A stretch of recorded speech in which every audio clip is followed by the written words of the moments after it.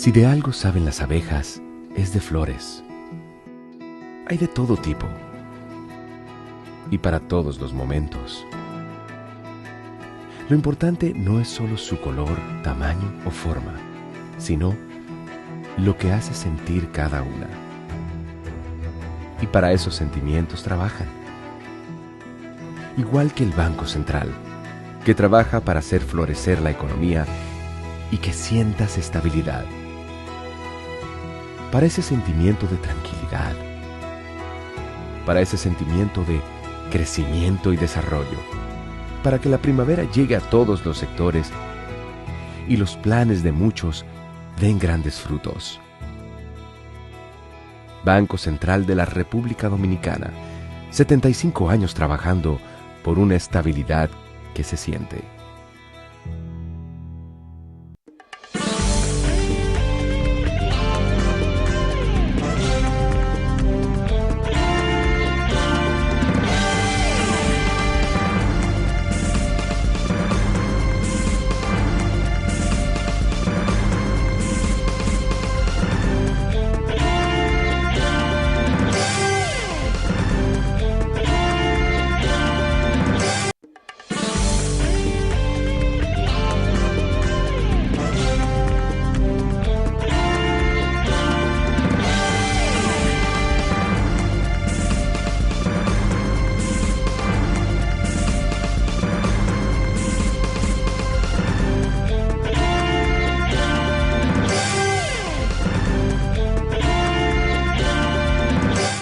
Muy buenas tardes, amables televidentes. Bienvenido a su cita diaria, crepuscular y nocturna del impacto, que es al final de la tarde despidiendo el sol o comenzando la noche. Ponga su caridad en buenas manos. Apoya el Patronato de Lucha contra el Cáncer de Villa González Incorporado. 809-443-8010. También el Hogar Escuela Santo Domingo Sabio. Espacio reservado para estos jóvenes que están en alto riesgo de caer en la delincuencia y se forman allí como verdaderos ciudadanos. Los salesianos hacen esa labor de como esos diminutos animalitos que son las abejas cuando aletean sobre las flores, los estambres y el pistilo de las flores, mueven el polen, fecundan y además toman el néctar. Dios mío, ¿qué labor hacen las abejas? Pues esos polinizadores, así son los salesianos de la Iglesia Católica, verdaderos polinizadores. Avenida Independencia, esquina Gregorio Luperón en Santo Domingo. Bueno, vamos a iniciar el programa. Vamos a ver. Bueno, veo que los precios de los combustibles lo congelaron. La gasolina, el 3.35, esa gasolina, la premium, la gasolina regular, el gasoil, son los combustibles que más se mueven. Además, el gas licuado de petróleo que se ha mantenido congelado ahí, el gobierno no mueve ese GLP porque es el gas de cocinar y eso es, como se dice, fundamental para la vida diaria. Pero hubo incremento en algunos más, no tengo el dato preciso ahora, pero más luego podemos servirle. Vamos a esperar a ver cómo siguen las cosas para la próxima semana, pero tal vez se encuentre una solución, aunque ese problema de Hormuz ha dejado al mundo chocado, porque es que el propio Donald Trump pensaba que eso era como decimos en el argot vehiculero, un fly al pitch, el problema de esa guerra ahí en Irán. Y eso ha complicado la vida porque no es porque Irán tenga tanta fuerza que pueda repeler a Estados Unidos. No, es el daño que crea en paisitos vecinos de al lado que apenas se pueden defender. y están expensas a un cohete chino que tire Irán, ya le crea muchísimos problemas. Entonces una zona sumamente volátil, importante, porque un 20% dicen del petróleo sale por ahí, por ese estrechísimo canal, diríamos, de salida. Aparte de esas industrias petroquímicas que están instaladas también en las zonas y crean una situación de desabastecimiento, indiscutiblemente. Así que esto posiblemente vaya para largo, esta situación de inestabilidad en el precio de los combustibles. Muchos problemas. Bueno, el ITRAS es una institución que apenas se oye, una institución fundamental para graduar muchos muchachos, técnicos medios, en muchas disciplinas que son de utilidad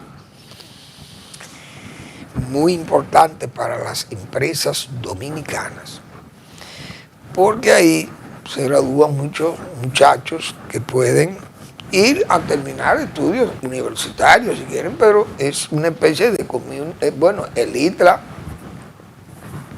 no es como el Community College, es ya una institución mucho más avanzada, pues tiene una disciplina mayor ahí, son categorías mayores que el Community College, pero son instituciones muy importantes, 600 y pico de muchachos graduados allí, eso es un evento que hay que saludarlo en este país.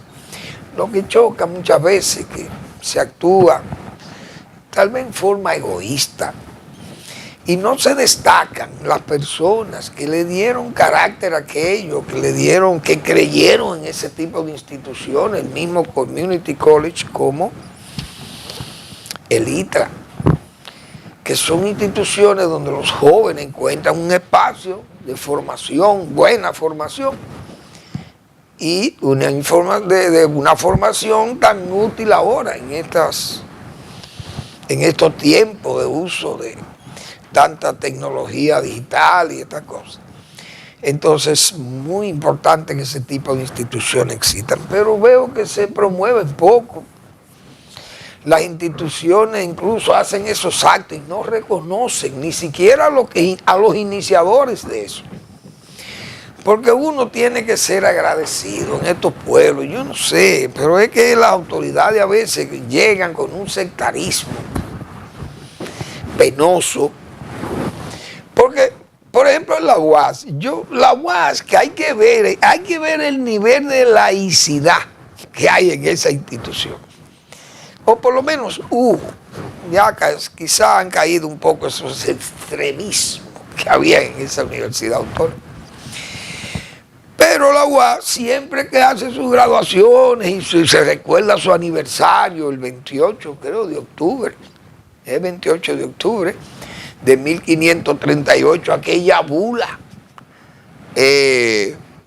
Apostolatum Culmine, de Paulo III, reconociendo la Universidad de Santo Domingo. Señores, todavía en esa UAS, eso es motivo de orgullo, recordar esa bula del Papa Paulo III, señores, de 1538.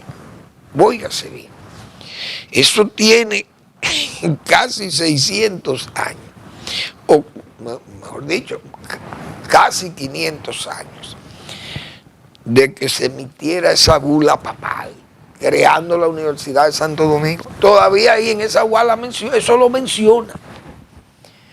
Es decir, al Papa Pablo III lo mencionan en la UAS. Pero la UNFU hace una graduación ahí, hay que recordar a don Badín Garrido Puello, don Badín. En cualquier graduación que haga la UNFU, un evento importante que la UNFU haga ahí, aniversario, lo que fuera, hay que recordar ese nombre de don Badín Garrido Puello o E.O. Garrido Puello. un hombre solidarísimo y todo, es un líder en ese grupo empresarial que sostuvo esa universidad, pero igual en la Universidad Católica. Toda esa asociación para el desarrollo de Santiago, se recuerdan, porque hay que recordarle a la gente eso, y Monseñor Polanco Brito, toda aquella gente y ese empresariado de Santiago. Pero estos son unas autoridades muchas veces que son muñecos que llegan allí, unos y otros sectarios, bisoños, desconocen todas esas cosas y entonces lo pasan por alto, lo ignoran. Pero hay que recordarse de esos brazos fundacionales o de esos pies fundacionales, porque esas cosas tienen sus méritos. Pero la gente también es mal agradecido, no le gusta recordar nada. Esa es otra. Porque aquí hay gobiernos que se ponen bravos cuando les recuerdan que otros han trabajado. Así hay gobierno aquí y gobernantes, porque aquí lo vimos en el 2000-2004, como el presidente electo decía que él iba a tapar esos hoyos que hizo el gobierno de Leonel Fernández. Voy a tapar todos esos hoyos y lo voy a sembrar de yuca y batata, decía el presidente electo, de los túneles y de los elevados, que fueron soluciones viales, pero muy viales para la República Dominicana. Pero ya previamente había pasado con Balaguer, se burlaban sus mismos críticos ubicados en esa parcela política. Criticaban lo que había dejado el gobierno del 74-78 de Balaguer, del puente Mella, un puente que quedó a mitad de hacerse. Pero en ese espacio de mediocridad y en ese espacio de intolerancia y de oprobio oposición a que se sometió a Balaguer, y además ya a esas burlas, ya el hombre fuera del poder, y bautizaron ese puente Mella como el puente de la bicicleta, como una forma de burlarse de Balaguer. Y Balaguer callado, nunca dijo nada. Cuando retornó al poder, que destruyeron construyeron entre la México y esta calle que había ahí, no sé cómo era, Marcos Ruiz, no me acuerdo, habían unas calles por ahí, todos se entrecruzaban ahí en San Carlos. Entonces viene el gobierno de Balaguer nuevo, de los 10 años, y trazó ese eje que hoy es la México, la prolongación de la México, ampliada, con todos sus edificios y toda una buena urbanización para mejorar la capitalidad de Santo Domingo. Entonces, cuando ese monstruo de avenida amplia se unió al puente Mella con el otro lado que se le hizo al puente Mella, y se completaron entonces los 4 carriles de ese puente, entonces sus críticos que se burlaban de Balaguer, del puente de la bicicleta, tuvieron que callarse, tragarse la lengua, porque así que somos en este país, que no queremos reconocer los méritos de los otros. Entonces pasó con el metro y ha pasado con todas las muchísimas obras. Se criticaba la 27 de febrero, la Kennedy, toda. Y no se hacían críticas constructivas, sino críticas destructivas. Y así es poco lo que podemos avanzar, o avanzamos muy lentamente. O nos corregimos, tenemos que ir corrigiéndonos, porque si no, no vamos a avanzar mucho. Esa es la pura verdad. Bueno, en ese plano internacional, ayer, como nosotros no estuvimos aquí en vivo, pero ayer fue un día muy recordado en China y en el mundo. Pero a los chinos que mandan en China, Xi Jinping y todo ese cuadro, ese comité central, temen hablar de esa fecha. El propio embajador Lu Min, que reside en Santo Domingo como representante diplomático máximo, el embajador de China en el país, de la República Popular de China. Es un muy activo comunicador y comunica todo. Pero en asunto de recordar esas fechas, los chinos que mandan hoy le tienen un miedo como el diablo a la cruz. Pero resulta que en China hay tres grandes heridas. Y las heridas contaminadas no cicatrizan. Oiga usted, señor Lumín, que nosotros aquí siempre estamos observando lo que escribe ese señor, porque hace alardes de ese Partido Comunista Chino, de su esfuerzo por hacer de China lo que es hoy China. China ha crecido muy bien, se ajustó a lo que Occidente es, no a lo que es China, que todavía sigue pensando China que son ellos los ejes del mundo, el sol del mundo es China, como pensaban en la dinastía Ming y todos esos chinos milenarios. Pero ¿qué pasa? Que en China hay tres fechas, señores, que son tres heridas que no cierran, no cicatrizan porque están contaminadas todavía. Y en China, el Partido Comunista Chino tiene prohibido hablar de eso. Señores, usted no puede ni retratarse en Tiananmen, en la plaza de Tiananmen. Porque ahí hubo una masacre que mataron miles de jóvenes, lo aplastaron con tanquetas, tiros, gases, de todo, lo aplastaron en Tiananmen. Miles murieron y eso está prohibido hablar en China de eso. Dígame, señor Lumín, respetable y excelentísimo embajador de la República Popular de China, aquí usted que es tan comunista, porque su partido es el Partido Comunista, único. Entonces, esa es una de las heridas que no ha cicatrizado en China, Tiananmen. Ayer se cumplió un año más, creo que fue en el 89, esa masacre, en tiempo de, yo no sé si era Deng Xiaoping o Zhao Ziyang, uno de los, yo creo que era Zhao Ziyang que se llamaba el jefe de China en ese momento, Olimpiao, no sé, pues esos son unos nombres muy raros. Pero previo a eso, señores, en China hubo todavía hay dos eventos tan graves o más graves que Tiananmen. Uno de ellos fue el primero, el gran salto adelante. Eso fue un desastre del maoísmo y del Partido Comunista Chino que todavía no se atreve a pasar página de eso. Porque saben que esa es una herida que no han cicatrizado en China. Ese gran salto adelante, señores, eso dejó una hambruna en China que mató más gente de hambre que la población de California hoy. Más de 40 millones de chinos, mal contados, murieron de hambre con ese gran salto adelante. De esos inventos, de esa locura de Mao Zedong.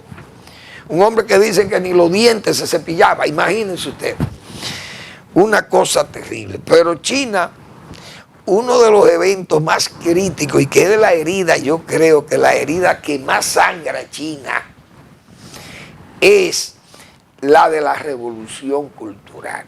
Señores, eso pasó en 1966. Eso tiene 60 años. La revolución cultural. Diciembre del 66.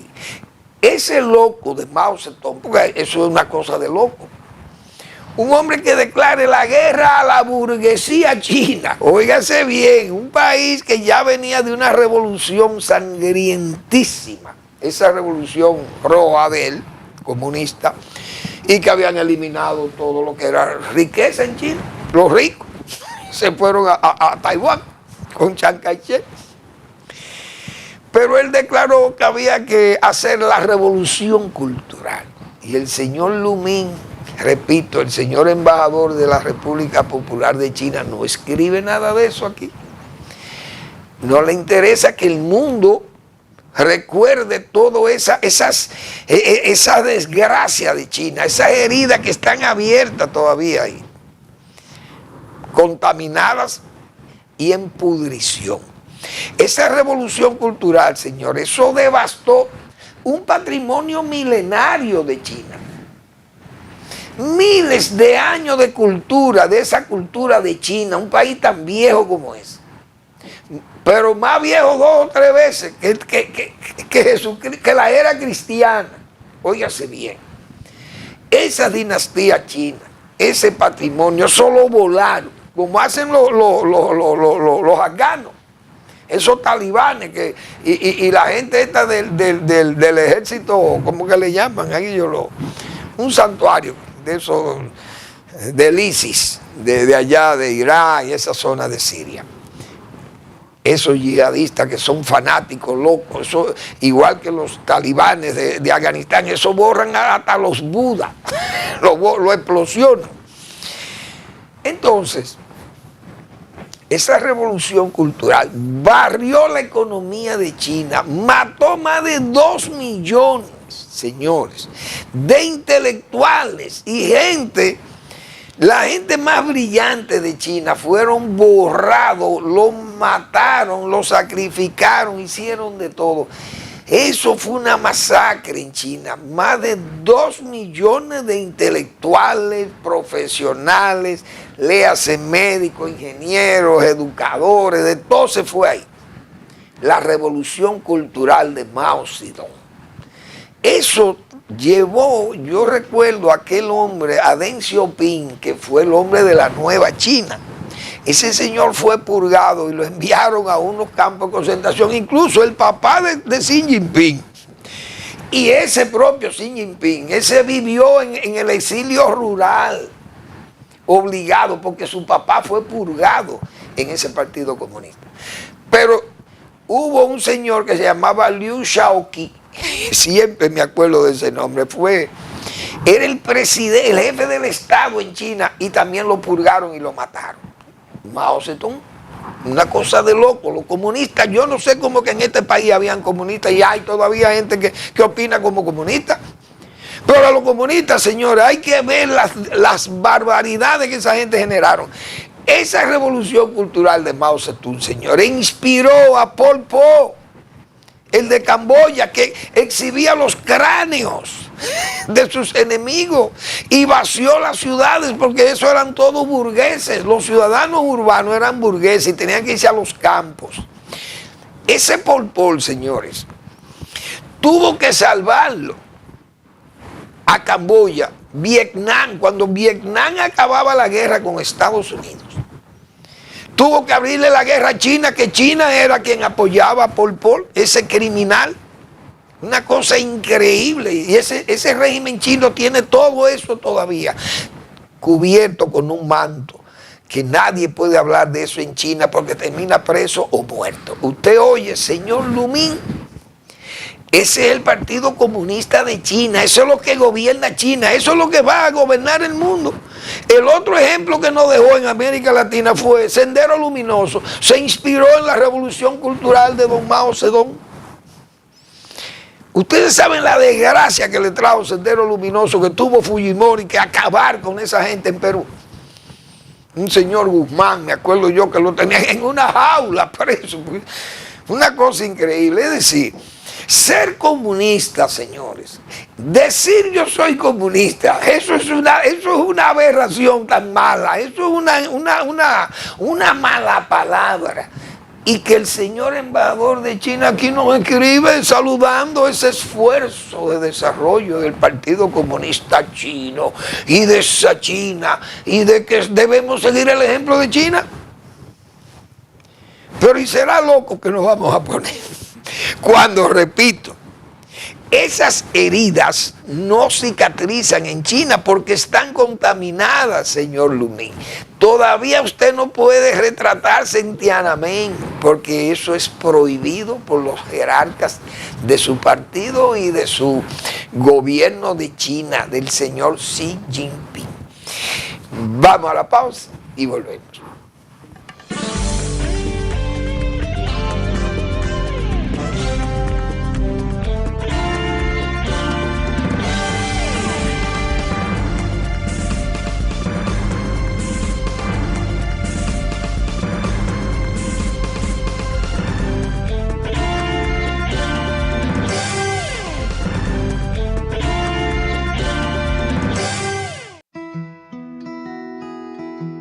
Si de algo saben las abejas, es de flores. Hay de todo tipo y para todos los momentos. Lo importante no es solo su color, tamaño o forma, sino lo que hace sentir cada una. Y para esos sentimientos trabajan. Igual que el Banco Central, que trabaja para hacer florecer la economía y que sientas estabilidad. Para ese sentimiento de tranquilidad, para ese sentimiento de crecimiento y desarrollo, para que la primavera llegue a todos los sectores y los planes de muchos den grandes frutos. Banco Central de la República Dominicana, 75 años trabajando por una estabilidad que se siente.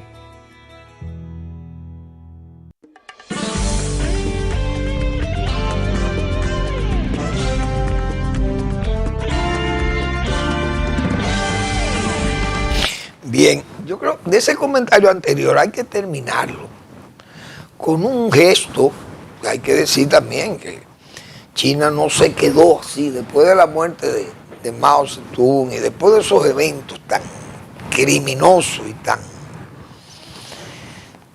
sangrientos que hubo en China y aquella quiebra moral y ética y económica de China, que eso llevó a la ruina ese país, esa revolución cultural, eso fue un atraso tremendo.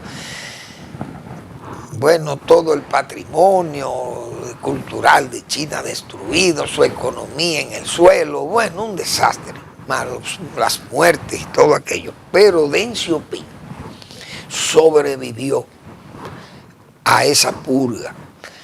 Y ese señor, que aunque era comunista también, pero era una persona con otra visión, entonces él conversó con Lee Kuan Yew, visitó a Lee Kuan Yew, que era el primer ministro de Singapur. Entonces, como Singapur es una comunidad china, más de chinos que hindúes y cosas de esto, de todos esos asiáticos, pero la mayoría son chinos.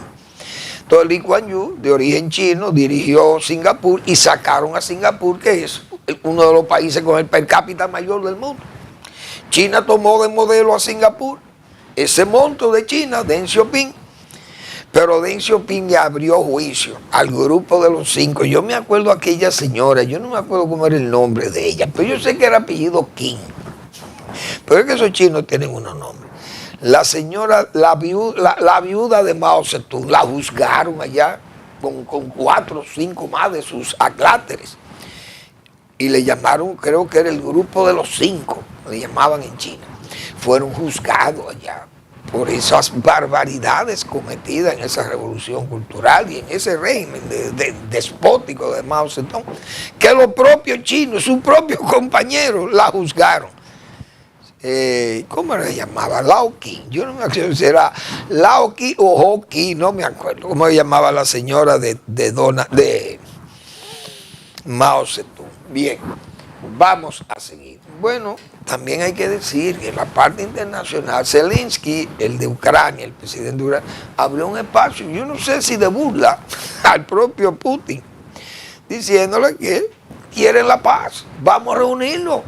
Pero él sabe que Putin no puede conseguir esa paz, porque Putin no puede ni empatar la guerra, porque pierde el poder, porque es que él tiene que destrozar a Ucrania para que en Rusia le crean su novela. Toda aquella fanfarria de una operación especial, eso cae en 3 días, eso es un charlatán, ese es un baboso, ese Zelensky, eso es lo que es un cómico. Ese se derrumba y sale huyendo inmediatamente. Desde que vean esos tanques soviéticos y todo ese equipo militar encima, se huyen todos y se van, y ya nosotros cogemos a Ucrania y ponemos ahí a un tal Yanukovych, y ponemos uno como el de Bielorrusia, qué sé yo, Lukashenko, un dictador de estos. Ponga cualquiera ahí, que eso lo vamos a manejar nosotros a Ucrania. Pero le salió el diablo a Putin, porque los ucranianos son soviéticos y son tan inteligentes, más inteligentes que los rusos. Ahí le están peleando una guerra, que recibiendo apoyo, porque solo no podían resistir aquella invasión. Claro, Europa y Estados Unidos le brindaron apoyo, pero los muertos y los heridos y las desgracias, las pérdidas, la ha pagado Ucrania. ¿Y los rusos qué han hecho? Señores, se han estancado y no le queda más que matar civiles. Pero Zelensky ha sobrevivido y ha demostrado que es un verdadero jefe de Estado. Ha demostrado que es un hombre del Estado. Llevar una guerra y llevar el Estado de Ucrania y mantener a Ucrania con ese valor y esa unidad en el ejército y en su pueblo es un acto heroico del señor Zelensky, tan ninguneado como nadie, un cómico. Miren dónde estamos. Con ese anuncio de abrir un espacio de diálogo de paz. Pero Putin, que dice, no, yo me acojo a lo que acordé en Alaska con Trump. Claro, el acuerdo de Alaska, ¿cuál era? Rendir a Ucrania. Esa es la pretensión de Donald Trump. O sea, mi oferta de paz es que ustedes se rindan, que ustedes no nos resisten ese ejército. Ajá. ¿Y qué ha pasado entonces? Que Ucrania está bombardeando áreas vitales, vitalísimas de Rusia, en profundidad, con equipos fabricados por ucranianos. Y las líneas de abastecimiento al sur de esas zonas ocupadas por los rusos al principio del 2022 con su invasión, nadie le podía hacer resistencia. Ocuparon todos esos terrenos, pero cuando Ucrania se organizó y Occidente comenzó a suministrar equipos avanzados y armas avanzadas, mejor dicho, entonces comenzaron a retroceder y los rusos han perdido millones de gente allí, heridos y desaparecidos, muertos, y eso es un desastre. Y la economía de Rusia muy gravemente afectada, donde incluso se prohíbe vender combustible. Usted sabe que un país que vive de vender combustible, de vender hidrocarburos, como es Rusia, y que tenga que restringir la venta de combustible, de gasolina en áreas como en Crimea y esas zonas ocupadas, porque no la puede llevar, porque los drones y la artillería de Ucrania lo tienen en asedio total. La verdad que ha sido un fracaso lo que Putin ha visto. Entonces, por eso digo, Putin no puede ni empatar esa guerra. Si la empata, la pierde. Tendría que aplastar a Ucrania, a ver si los ucranianos se cansan de morir y de sufrir. Y dicen, miren, vengan y ocupen esto. Ya, es la única forma de que habría paz. Pero mientras tanto, Putin no puede, repito, ni empatar esa guerra, porque la pierde o la está perdiendo. Bien, bueno, la iglesia dominicana, que siempre es muy crítica cuando tiene que ser, ha hecho observaciones muy duras al gobierno, principalmente la falta de autoridad ante todo este desorden, caos en el tránsito, caos de la delincuencia, caos en la policía, hacen reformas, dan educación a los policías cada día más agresivos, menos comprensivos. Entonces, sigue la alta incidencia de violencia familiar. La autoridad no tiene la culpa, se dirá. Pero cuando un marido usa un arma ilegal y mata a su compañera, esa culpa la tiene la autoridad, porque la autoridad está en el deber del que el que porta un arma ilegal ser detenido, y esa arma en algún momento tiene que esgrimirla la persona que la tiene, porque si amenaza a su mujer, y siempre los hechos de feminicidio suceden con antecedentes ya de violencia, aunque sea verbal. Entonces, si una mujer denuncia que hay un problema con su marido y que su marido tiene un arma, el deber de esa autoridad es allanar esa vivienda y incautar esa arma. Si usted no lo hace, ustedes son culpables de lo que derive de ahí, la violencia que venga de ahí. Entonces la autoridad nacional anda muy mal. La iglesia no se quiere quedar atrás y ha señalado con mucha dureza y de evitar que se agrave el desborde de la criminalidad. Y vimos ahí a Morel Diplán, que es el coadjutor de aquí, el arzobispo coadjutor, señalar con dureza las deficiencias. La misma arquidiócesis de Santiago ha sido también sumamente crítica con el problema de la violencia, de la criminalidad y la autoridad y este tránsito, todo este desorden. Entonces las autoridades no están dando cumplimiento. Hay un vacío de autoridad y es verdad y el gobierno tiene que aceptar eso, pero es que, como hemos dicho, el gobierno lo representa el presidente de la República. Pero el presidente de la República se inventan muchísimas cosas. Bueno, vamos a hacer una reunión todos los lunes en la policía, pero ¿qué se hace allí?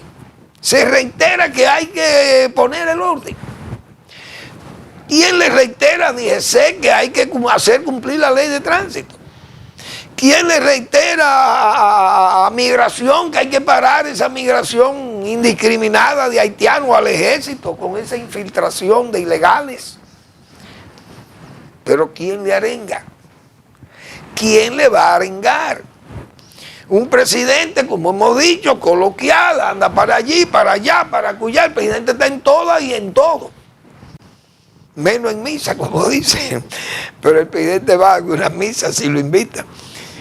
Pero el gobierno está como distraído. Es un gobierno más ornamental, como yo he señalado muchas veces. Fíjense que va y se celebra, se montan en patineta para caminar por un malecón o un área de esparcimiento en el malecón. Y eso es ornamental. El gobierno luce ornamental con todos estos jóvenes y estos funcionarios. Bueno, vamos a adoquinar una calle, vamos a arreglar, vamos a hacer un mirador aquí, vamos a sembrarle unos árboles allí, vamos a hacer un área para jugar tenis aquí, vamos a hacer un paseo para que la gente camine por allí o haga ejercicio. Señor, eso es ornamental, eso es ornamental. La gente quiere cosas fundamentales.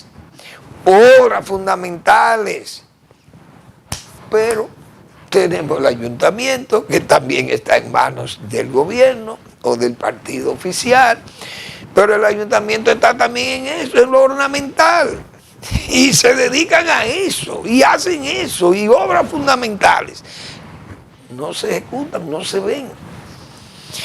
Lamentablemente, entonces, la autoridad está muy deficiente, muy caída.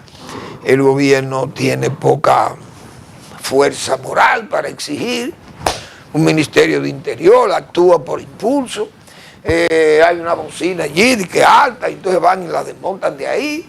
Entonces le caen atrás los motoristas que tienen un casco protector, que tienen que comprarlo, con un chaleco reflector, que tienen que buscar la placa, los seguros. Bueno, los motoristas andan, como dicen, al garete, pero hay que ponerle el orden. Pero sigue el desorden. Y como dicen, nada.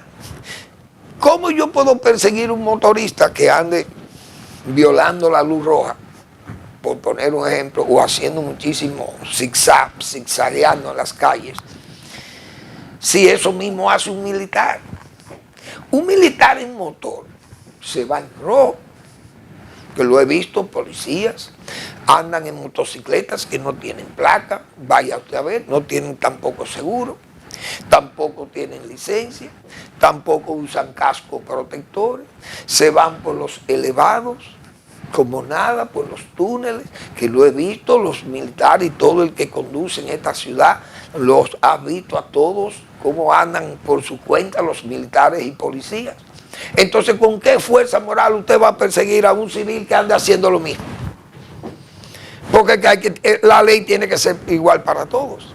Entonces, Interior y Policía no tiene fuerza.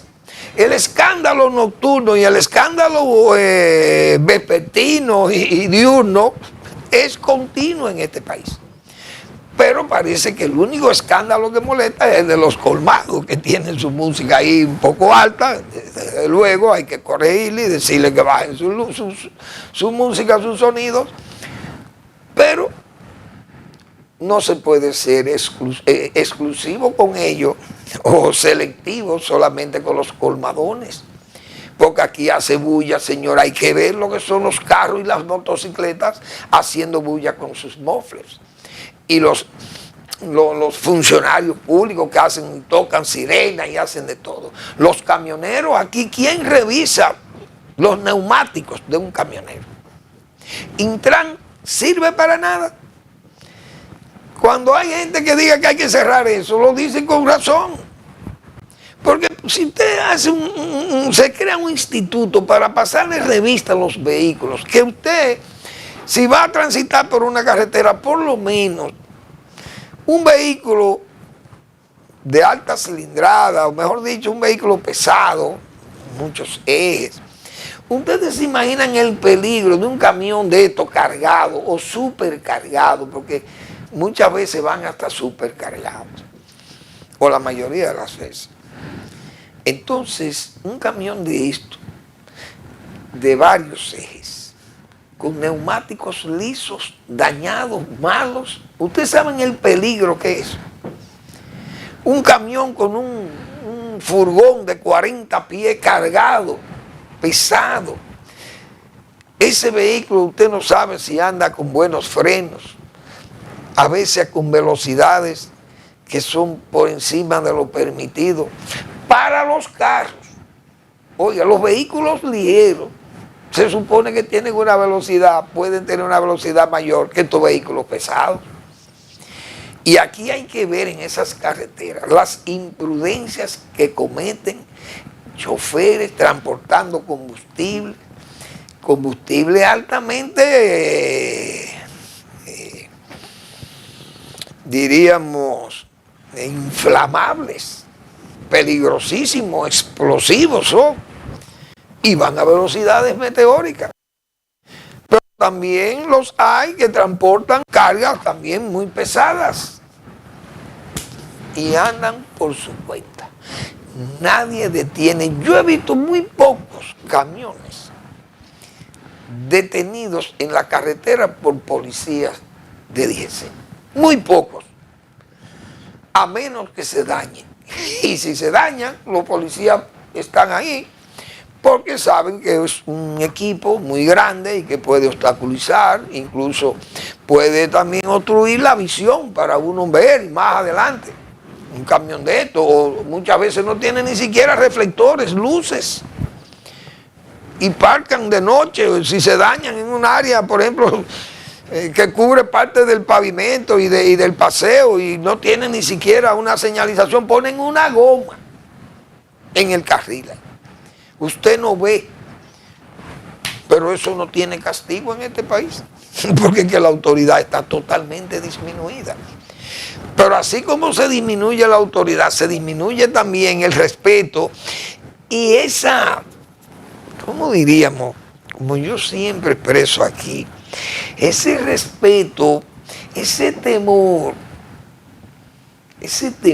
que da, vamos a llamarle así, esa cúpula palaciega, el palacio, que usted sienta que el poder se ejerce ahí.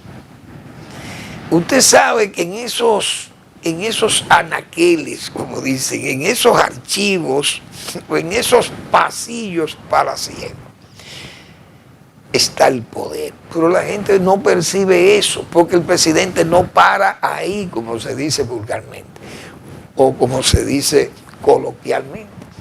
No para ahí. Ese escritorio está vacío y yo soy de los que voy a seguir siendo un crítico de ese modelo de conducir un país. Porque puede ser como es,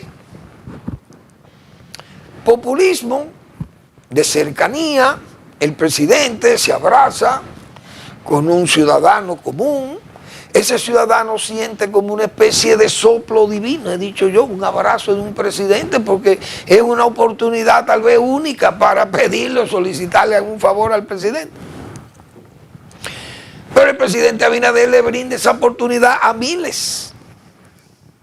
Bien, muy popular el presidente, pero el gobierno muy criticado, y un gobierno débil, y un gobierno incluso termina siendo un gobierno no productivo, un gobierno malo, si cabe el peor de los términos.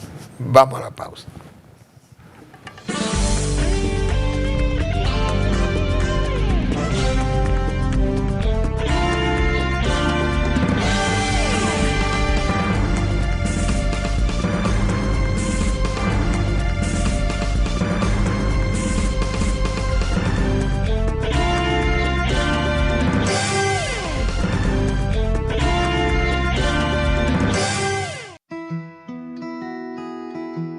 Si de algo saben las abejas, es de flores. Hay de todo tipo y para todos los momentos.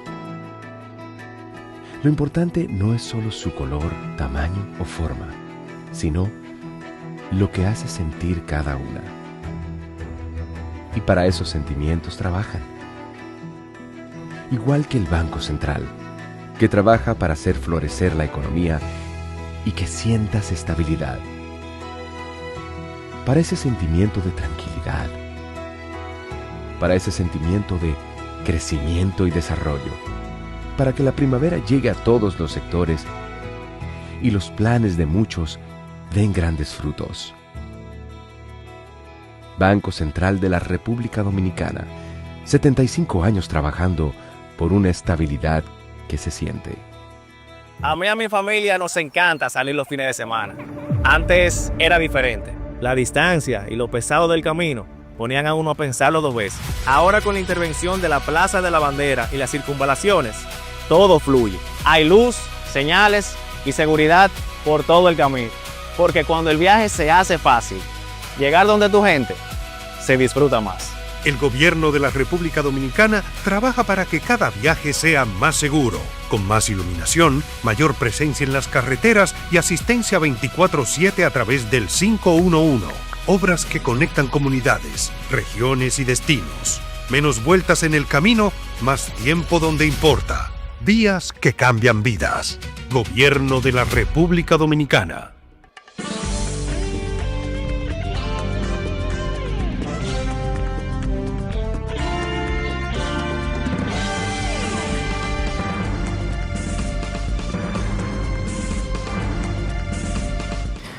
Digo yo, muchas veces yo me he puesto a pensar, si yo fuera presidente de la República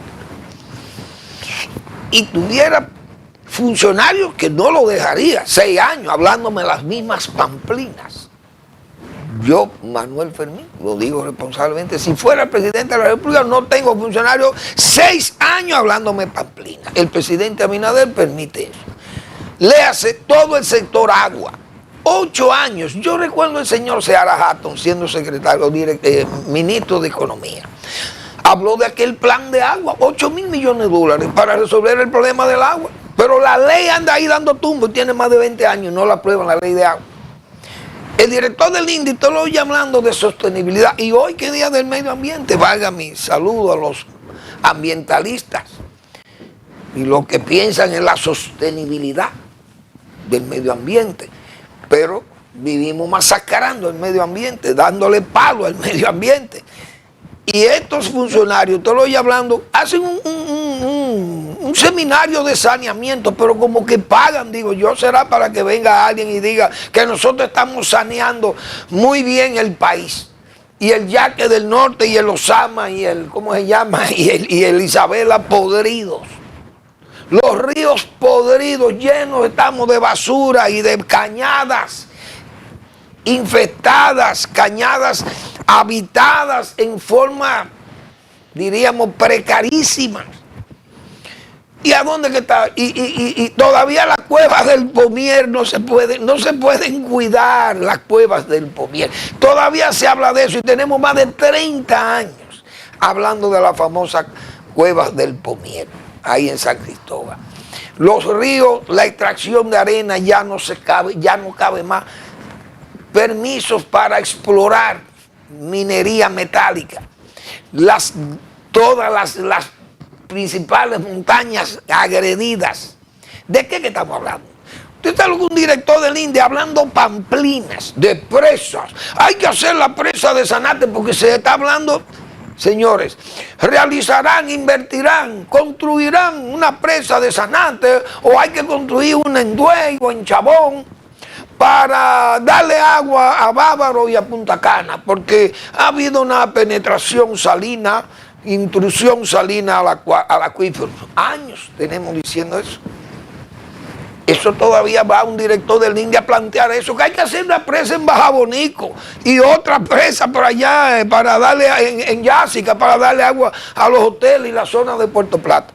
Pero háganla, tienen 6 años hablando de eso y tomando préstamos y gastando 80.000 millones de dólares. ¿Y dónde están las presas? O hay que levantar como Lázaro a Balaguer para que venga de nuevo a ser presa en este país. ¿Quién es que va a hacer la presa? A Balaguer le dijeron, mira, hay que hacer una presa para darle agua a la línea noroeste. Y lo primero que hizo Balaguer, vamos a hacer la presa de Monción. Y se fajó a hacerla ciego y con más de 80 años. Y ustedes hablando pamplinas en este país, gastando dinero. Un director del INDI que no ha hecho una zanja y que me permita decirse como ingeniero. Entonces vayan, saquen a Balaguer de la tumba para que Balaguer le haga las presas.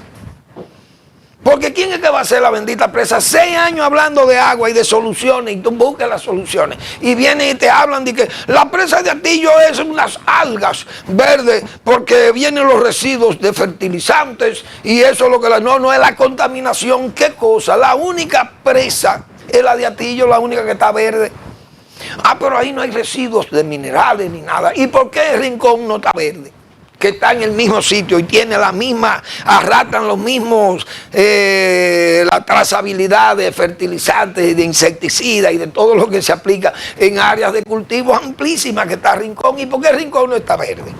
Pero la que está verde es Atillo, precisamente donde está la provincia con la mayor actividad minera del país. Entonces, hablando pamplinas, pero el presidente de la República está feliz con esos pamplinosos o pamplineros. ¿Cómo vamos a avanzar? Hablando de agua y de saneamiento, pero ustedes son unos muchachos que no dicen nada, un director de INAPA y el de la CAS, hablando de 750 millones de dólares para un proyecto de acueducto. Pero ustedes se están poniendo locos ahí. ¿Cómo usted cree que el gobierno puede salir a camino? 6 años hablando pamplinas. Pero en futuro simple, como he dicho, hablando de que harán, invertirán, construirán, diseñarán. Oigan por dónde que andamos. Diseñarán. Por Dios, así no hay forma de que avancemos, el país no va a avanzar. Entonces cuando tengamos el problema aquí, ahí vamos a respirar.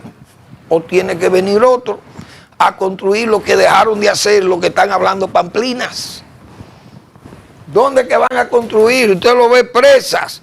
República Dominicana coge cumbre sobre saneamiento. No hay un río que esté sano, que no esté. Usted va al río San Juan y eso está lleno, debe estar lleno de tenia saginata, lo menos que debe tener. Las presas contaminadas, llenas de lodo. Usted va al Yaque, señores, al Yaque en Jarabacoa y comienza la contaminación en Jarabacoa. Imagínense en Santiago, cuando pasa por ahí. Nadie a eso, habla mucho. El Osama y el Isabela ya no le cabe más lodo cloacal, más contaminación. ¿Qué país es que saneamos? República Dominicana coge cumbre, saneamiento.